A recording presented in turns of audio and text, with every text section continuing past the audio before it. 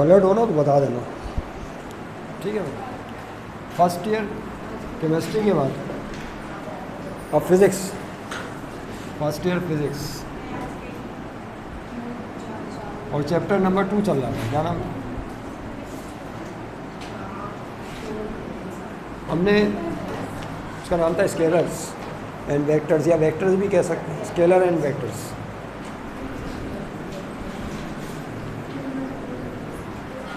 देखिए हमने ये पढ़ा था, जब दो वेक्टर्स को मल्टीप्लाई किया जाता है तो उसकी जो प्रोडक्ट होती है वो दो तरह की होती है। जब किसी वेक्टर को दूसरे वेक्टर से मल्टीप्लाई करते हैं तो उसकी प्रोडक्ट दो तरह की होती है, एक स्केलर प्रोडक्ट और दूसरी, स्केलर का मतलब क्या था, अगर दो वेक्टर्स को मल्टीप्लाई करने पर एक स्केलर क्वांटिटी आए तो this is called scalar product. और अब अगला पॉइंट है, अगर दो वेक्टर्स को मल्टीप्लाई करने पर एक वेक्टर ही आ जाए, क्या हो, एक नया वेक्टर आ जाए, तो this is called vector product. Definition लिखें, इफ, अब आप ओरली लिखें, इफ, हेडिंग डाल ली ना, हेडिंग नहीं डाल, अच्छा हाँ सॉरी, वेक्टर प्रोडक्ट, इसका एक नाम और भी है, क्या, वेक्टर प्रोडक्ट और क्रॉस प्रोडक्ट भी कहते हैं इसे।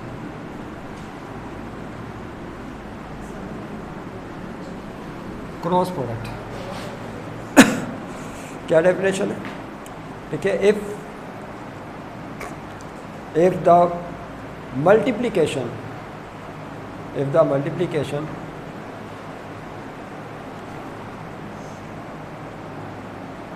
of two vectors TWO of two vectors gives GIVES, gives a new vector, gives a new vector quantity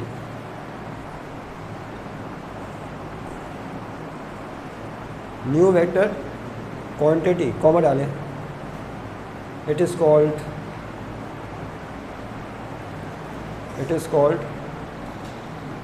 vector product, it is called vector product। यानी दो वेक्टर्स को मल्टीप्लाई करने पर एक नया वेक्टर आए तो उसे क्या कहेंगे। अच्छा, अब अगर नया वेक्टर आएगा तो उस वेक्टर में दो चीज़ें होंगी, एक तो उसका मैग्नीट्यूड होगा और दूसरी चीज़ डायरेक्शन होगी। तो अब आपको उस नए वेक्टर का मैग्नीट्यूड भी निकालना पड़ेगा और डायरेक्शन भी। तो पहले हम बात करेंगे नए वेक्टर की डायरेक्शन हेडिंग डालें, डायरेक्शन ऑफ न्यू वेक्टर। अब इसके अंदर भी एक हेडिंग आएगी, डायरेक्शन ऑफ न्यू वेक्टर। अच्छा, उस नए वेक्टर को हम सी का नाम दे देंगे, किसका नाम दे देंगे, सी।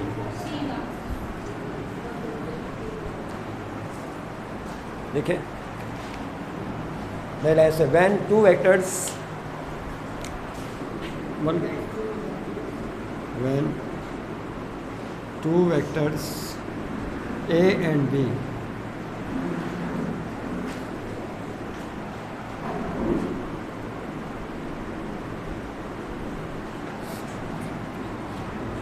are multiplied, we get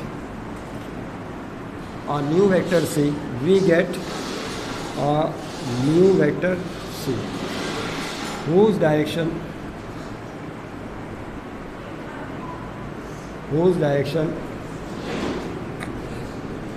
is at right angle,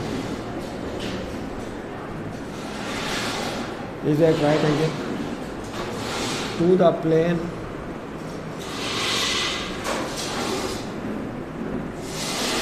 formed by vector A and vector B, vector A and vector B given by right hand rule, given by right hand rule।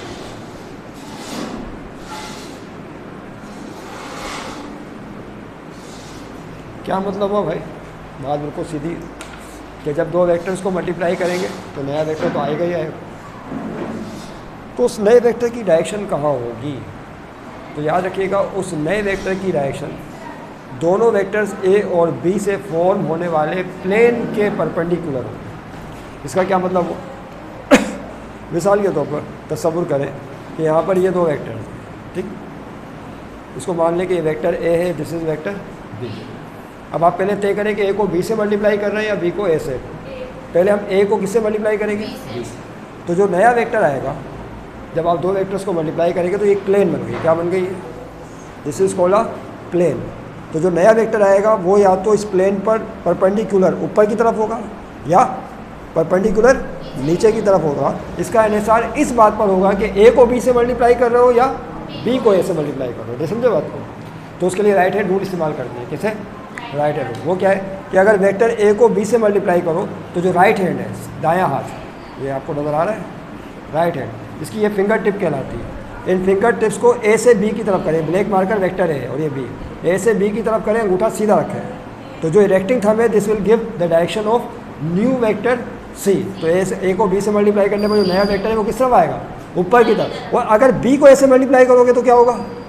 Finger tip B से ए की तरफ करनी पड़ेगी, अंगूठा कहाँ चला गया? नीचे की तरफ। तो फिर नए वेक्टर की डायरेक्शन कहाँ आ जाएगी? परपेंडिकुलर नीचे की तरफ आ जाएगी। तो ये दो डायरेक्शन याद रखिएगा, ठीक है? नई लाइन से लिखे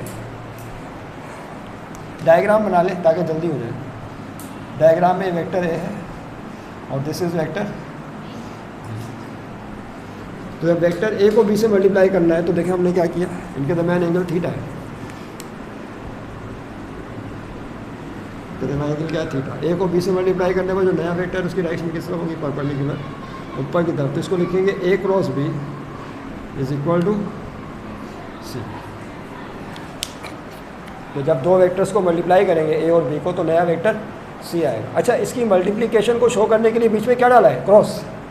यही वजह है कि वेक्टर प्रोडक्ट को क्रॉस प्रोडक्ट भी कहते हैं। क्या कहा जाता है? क्रॉस प्रोडक्ट, क्योंकि ए और बी की मल्टीप्लिकेशन को शो करने के लिए बीच में क्रॉस लगाते हैं, इसलिए इसको क्रॉस प्रोडक्ट भी कहते हैं। अब देखें यहाँ पर ये जो दोनों वेक्टर आपको नज़र आ रहे हैं ए और बी, ये इस तरह से नहीं है।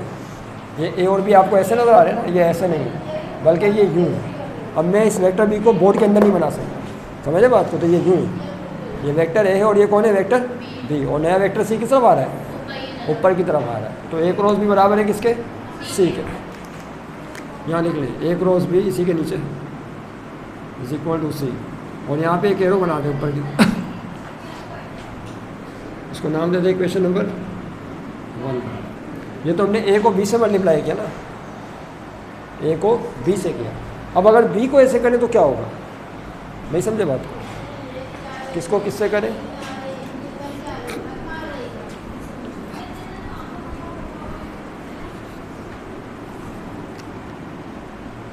इफ वी मल्टीप्लाई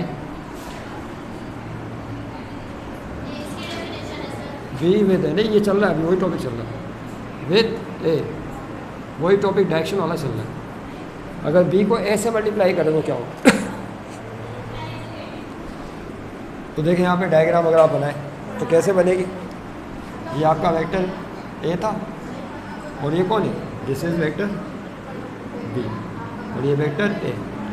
अब आपने एरो को उल्टा बनाना है, किसको किससे मल्टीप्लाई करना है? बी को ऐसे, ये एंगल थीटा इनके दरमियान। तो जब बी का ए के साथ क्रॉस प्रोडक्ट लेंगे तो क्या होगा? जो नया वेक्टर ऊपर आ रहा था अब कहाँ जाएगा? नीचे की तरफ आएगा। This is A cross B. ये आ गया माइनस सी। बताओ माइनस क्यों लगाया? कौन बताएगा? माइनस क्यों लगाया? क्योंकि सी अगर पॉजिटिव वेक्टर है तो ये इसका रिवर्स वेक्टर है जो नेगेटिव वेक्टर कहलाता है, नहीं, जिसकी लेंथ वही होती है लेकिन डायरेक्शन अपोजिट होती है। तो बी क्रॉस ए लेने पर क्या होगा? माइनस सी वेक्टर है। अब मेरा आपसे बिल्कुल सीधा क्वेश्चन है। क्या क्वेश्चन है? बिल्कुल सीधा। क्या वेक्टर प्रोडक्ट यानी A cross B, B cross A, क्या वेक्टर प्रोडक्ट कॉम्यूटेटिव है या नहीं? हमने पढ़ा था स्केलर प्रोडक्ट कॉम्यूटेटिव होती है। उसका मतलब क्या था कि ए डॉट बी बराबर है किसके? B dot. अब बताएं वेक्टर प्रोडक्ट कॉम्यूटेटिव है? नहीं। ए क्रॉस बी का रिजल्ट वो नहीं है जो बी क्रॉस, ये आसमान है और ये ज़मीन है। तो फ़र्क आ गया ना, डायरेक्शन पलट गई तो वेक्टर भी बदल गए। तो A cross B, B cross A के बराबर। इसका मतलब है कि vector product does not follow commutative law. देखिए from equation 1 and 2।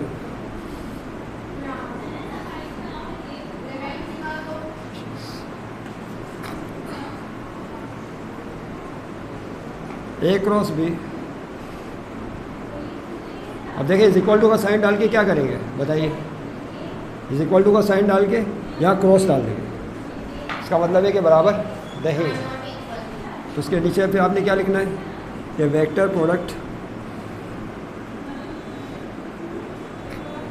Is not commutative, vector product commutative नहीं होती। अब है ये तो हमने डायरेक्शन में बात कर ली कि जब दो वेक्टर्स का क्रॉस प्रोडक्ट लेते हैं या वेक्टर प्रोडक्ट, तो नया वेक्टर आता है, उसकी डायरेक्शन कहाँ होती है, राइट हैंड रूल से पता चल गया, तो ऊपर होती है या नीचे होती है। इस पर डिपेंड करता है कि ए को बी से मल्टीप्लाई कर रहे हैं या बी को ए से मल्टीप्लाई कर रहे हैं। अब इसका मैग्नीट्यूड क्या होगा, जो नया वेक्टर आया उसकी लेंथ क्या होगी, मैग्नीट्यूड क्या होगा। अब अगला टॉपिक एडिंग डालें, मैग्नीट्यूड ऑफ वेक्टर प्रोडक्ट क्या, एक ही बात है, मैग्नीट्यूड ऑफ वेक्टर प्रोडक्ट से ही तो न्यू वेक्टर हासिल हुआ है भाई। इसको इस तरह लिखेंगे, याद है मैग्नीट्यूड के लिए क्या करते हैं, ए क्रॉस बी के लिख कर उसको दो वर्टिकल लाइंस के बीच में लिख देते हैं, मॉड ए क्रॉस बी।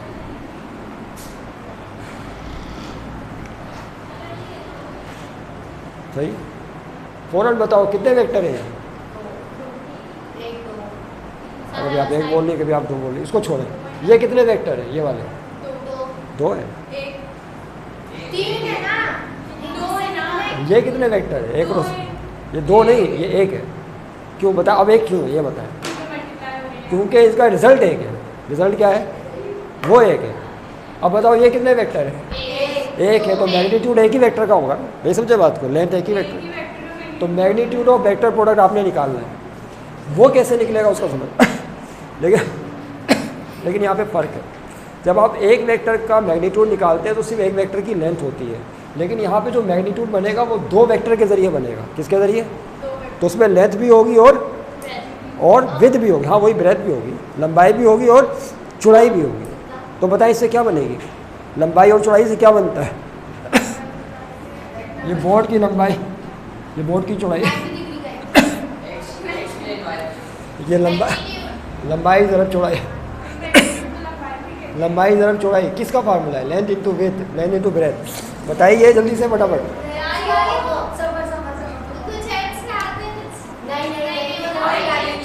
हाँ ये तो बड़ी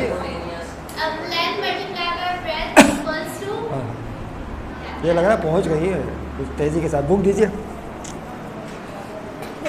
ये है ना भाई, ये इसकी लेंथ हो गई और ये इसकी विड्थ हो गई, लंबाई चौड़ाई। जब लंबाई को चौड़ाई से मल्टीप्लाई करते हैं तो क्या चीज़ आती है, ये क्या चीज़ आती है, क्या है ये क्या है ये, एरिया ऑफ द सरफेस। क्या आता है, अरे तो एरिया का फार्मूला है, रकबे का, किसका फार्मूला है, एरिया का फार्मूला है। तो अब होगा पता है क्या, तवज्जो रहे, होगा ये कि इन दोनों वेक्टर्स के ज़रिए हम बनाएंगे पैरेललोग्राम। क्या बनाएंगे, तो उस पैरेललोग्राम का जो एरिया होगा वो असल में मैग्नीट्यूड ऑफ वेक्टर प्रोडक्ट है। नहीं समझे बात, अभी करते हैं, लिखे ना इसे।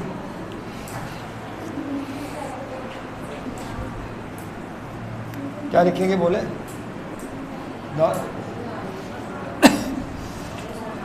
The magnitude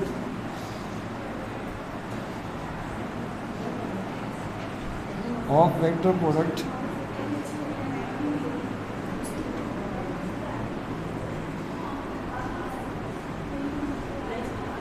is equal to the area of parallelogram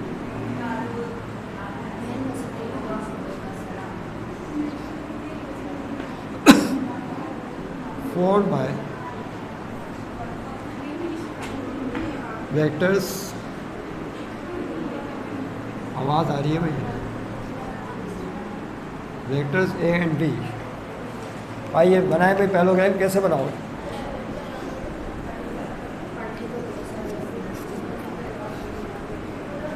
आ जाइए। अब थोड़ा पैरेललोग्राम शो करने के लिए हमें पोजीशन थोड़ी चेंज करनी पड़ेगी। तो कैसे पोजीशन चेंज करनी पड़ेगी, कैसे चेंज करेंगे, वेक्टर ए को यहाँ बनाए, दिस इज वॉट वेक्टर, सही है। और ये वेक्टर बी को इस तरह बनाए ताकि पैरेललोग्राम नज़र आए बनती हुई। ये क्या है बोले? और ये कौन है? ये थीटा। Is that clear? क्या आप पैरेललोग्राम बना सकते हैं दोनों वेक्टर्स के जरिए? फ्री वेक्टर, इस ए को ऊपर शिफ्ट कर दो, बी को यहाँ शिफ्ट, बी को उसके पैरेलल, ए को उसके पैरेलल। ये आपने ए को वहाँ ऊपर शिफ्ट कर दिया और बी को यहाँ शिफ्ट कर दिया। ये समझे बात को? बी यहाँ चला गया, ए ऊपर शिफ्ट, बन गई ना पैरेललोग्राम। अरे भाई ये पैरेललोग्राम बनी तो इसका कोई ना कोई एरिया भी तो होगा। नहीं समझे बात? इसका कोई ना कोई एरिया तो होगा। अब मैं आपसे कहता हूँ कि इसका एरिया बताएं, क्या एरिया निकालो। ये बात हमने एक क्लास में बयान की है, इसी क्लासरूम में। एरिया ऑफ पैरेललोग्राम का फार्मूला दुआ भी मौजूद थी, आप सब थे। ये पैरेलल यहाँ से परपेंडिकुलर शो किया था, यहाँ से सीधा क्या शो किया था, याद है? परपेंडिकुलर। इसको एच का नाम दिया था, किसका नाम दिया था? याद करें, याद आ जाएगा। ये हाइट कहलाती है पैरेललोग्राम की। या टेढ़ी हो गई थी,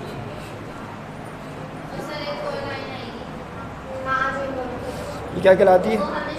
हाइट ऑफ पैरेललोग्राम। याद आ गया? और ये चीज़ बेस कहलाती है। ये ए कौन है? बेस। और ये कौन है? हाइट। अब बताइए इसका एरिया ऑफ पैरेललोग्राम क्या होगा? अच्छा, पैरेललोग्राम की शॉर्ट फॉर्म भी बताई थी आप। दो पैरेलल लाइन बना के साथ में क्या लगाते हैं? ग्राम। तो एरिया ऑफ पैरेललोग्राम का फार्मूला क्या होता है जो हमने छठी क्लास में पढ़ा है? लेंथ इनटू ब्रेथ, लंबाई ज़रब चौड़ाई। लेंथ बेस और breadth height.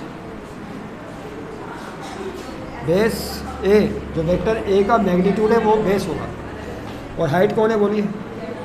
H. H height.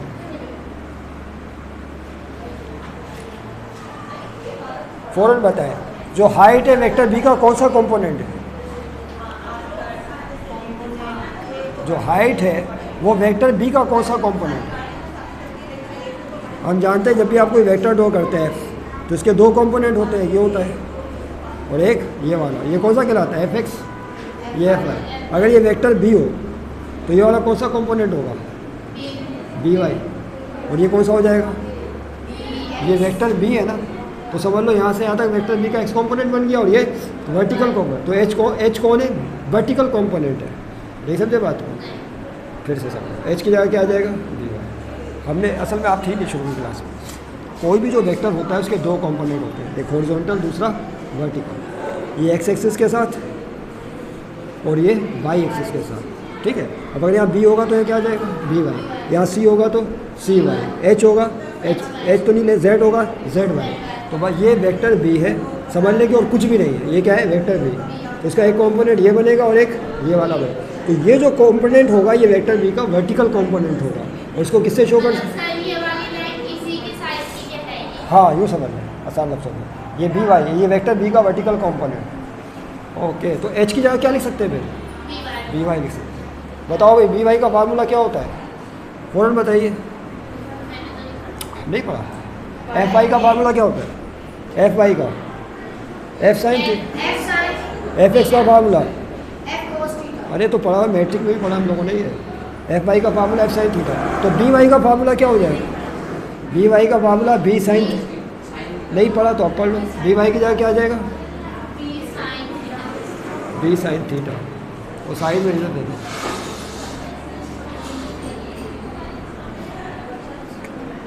और इनको मल्टीप्लाई कर लो तो देखिए आखिरी स्टेप।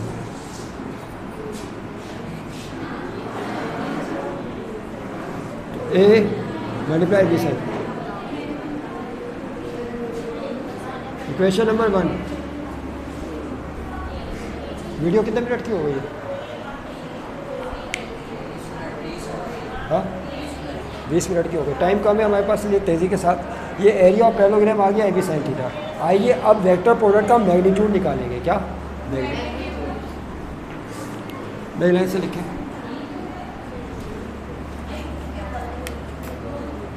यस, ठीक है, द वेक्टर प्रोडक्ट क्या फार्मूला था, द मैग्नीट्यूड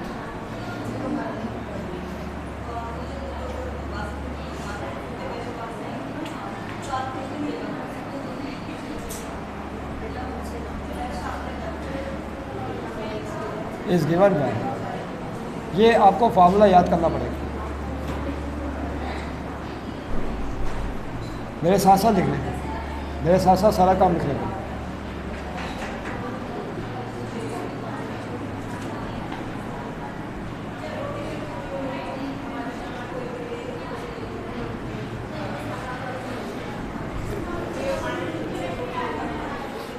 लिखने से तो the magnitude of vector product, जो वेक्टर प्रोडक्ट का मैग्नीट्यूड होता है उसका फार्मूला ये है क्या है, जब ए और बी का मैग्नीट्यूड लेंगे वेक्टर प्रोडक्ट का, पहले वेक्टर का मैग्नीट्यूड आएगा मल्टीप्लाई दूसरे वेक्टर का वर्टिकल कंपोनेंट आएगा। कौन सा कंपोनेंट आएगा? अब ये डेफिनेशन है, ये आपको याद करनी है कि पहले वेक्टर का मैग्नीट्यूड और दूसरे वेक्टर का वर्टिकल कंपोनेंट। तो ये डेफिनेशन है मैग्नीट्यूड ऑफ वेक्टर प्रोडक्ट, ये तो आपको याद करनी पड़ेगी ना भाई। Is that clear? अब बी वाई का फार्मूला बताएं क्या होता है।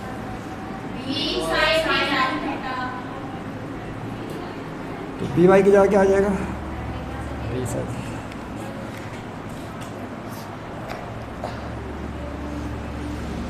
और आखिर में क्या करेगा? जोड़ के लिख दे सकते।